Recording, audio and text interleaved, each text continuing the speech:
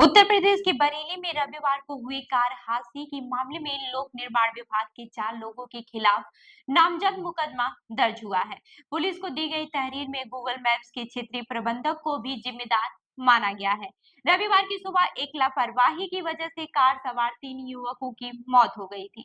ऐसा माना जा रहा है कि ये युवक गूगल मैप्स को देखकर एक पुल पर चढ़ गए थे। यह पुल अभी पूरी तरह से तैयार नहीं था और कार आगे जाकर सीधा नीचे गिर गई। इस मामले में गूगल मैप्स के क्षेत्रीय प्रबंधक के खिलाफ भी मुकदमा दर्ज करने की मांग की गई है।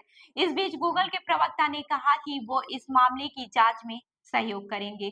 दातागंज के नायब तहसीलदार ने इस मामले में मुकदमा दर्ज कराया है। बदायूं प्रशासन की तरफ से दातागंज के नायब तहसीलदार छबिराम ने भारतीय न्याय संहिता यानी कि बीएनएस की धारा 105 के तहत गैर इरादतन हत्या का मामला दर्ज कराया है। जानकारी के मुताबिक 3 युवक अजीत, नितिन और अमित कार से बदायूं से बरेली के फरीदपुर जा रहे थे। वे रामगंगा नदी पर बन रहे एक पुल पर चढ़ गए। यह पुल अधूरा था, जिसकी वजह से आगे बढ़ती हुई उनकी कार सीधा नीचे गिर गई और तीनों की मौत हो गई। अब ये भी जान लेते हैं कि गूगल मैप्स के खिलाफ क्या तहरीर दी गई है। एफआईआर के मुताबिक लोक निर्माण विभाग के 2 सहायक अभियंताओं अभिषेक कुमार और मोहम्मद आरिफ के अलावा 2 अवर अभियंताओं महाराज सिंह और अजय गंगवार को नामजद किया गया है। तहरीर में आरोप है कि लोक निर्माण विभाग के इन अधिकारियों ने जानबूझकर पुल के दोनों किनारों पर मजबूत बैरिकेडिंग, बैरियर या फिर रिफ्लेक्टर बोर्ड नहीं लगवाए, न ही रोड के कटे होने की सूचना के बोर्ड वगैरह लगवाए गए। तहरीर के मुताबिक इस पुल पर शुरू हुई एक पतली दीवार थी, इसे पहले ही अज्ञात लोगों ने तोड़ दिया था। यही नहीं, तहरीर में कहा गया है कि गूगल मैप्स में भी इस रास्ते को सर्च करने पर कोई बैरियर नहीं दिख रहा है और रास्ते को मंजिल तक पहुंचते हुए दिखाया गया है। नायब तहसीलदार ने अपनी तहरीर में लिखा है, यह घटना उपरोक्त लोगों की घोर लापरवाही की वजह से हुई है।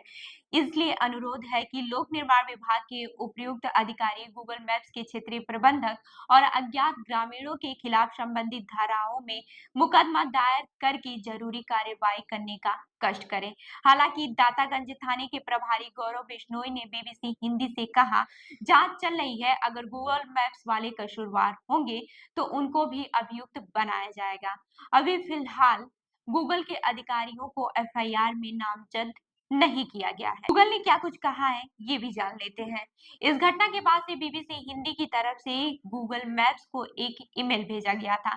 इसके जवाब में गूगल के प्रवक्ता ने कहा कि मारे गए लोगों के परिवार वालों के प्रति हमारी पूरी सहानुभूति है।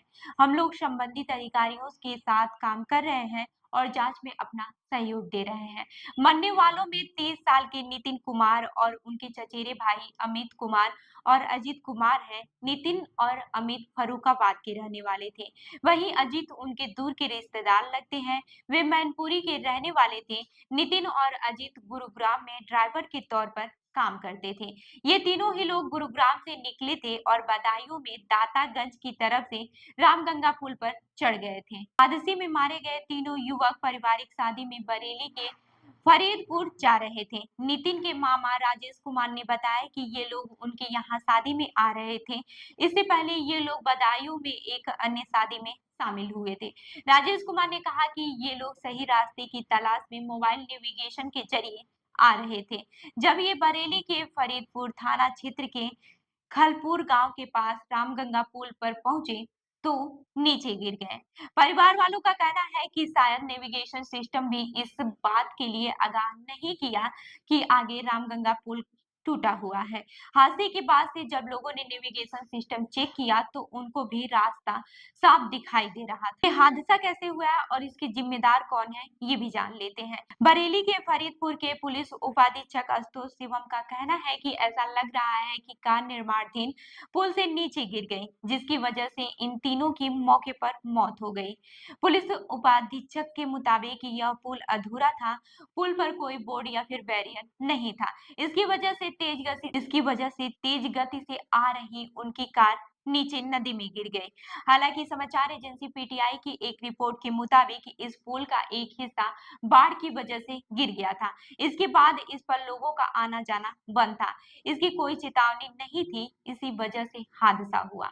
स्थानीय लोगों का भी कहना है कि साल 2022 में जब नदी में बाढ़ आई थी तो इस पुल का एक हिस्सा बह गया था। तो इस खबर पर क्या है आपकी राय, हमें जरूर बताएं। मैं उर्वी आपके साथ और आप देख रहे हैं जनदर्पण न्यूज। धन्यवाद।